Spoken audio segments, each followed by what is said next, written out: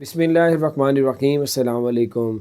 Dubai tourist visa, UAE tourist visa, visit visa 6-7 रियासतें हैं और जो है आपको पता है उसमें जो है आप कैसे जा सकते हैं, किस तरह वीज़ा ले सकते हैं, किन लोगों को वीज़ा नहीं मिलेगा, आपको सारा बताएंगे।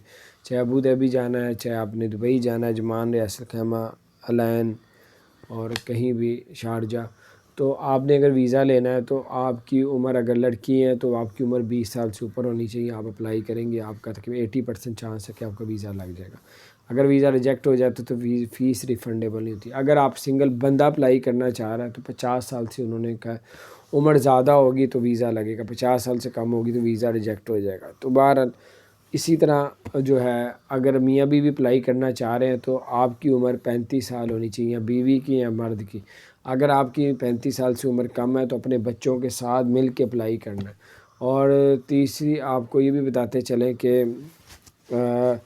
अगर माँ बाप के साथ अप्लाई करते हैं तो तब भी वीज़ा लगने के चांस हैं। और अगर आपका वीज़ा लग जाता है, उधर जाके जॉब मिल जाती है, आपकी वही वीज़ा रेजिडेंट परमानेंट में तब्दील कर दिया जाएगा।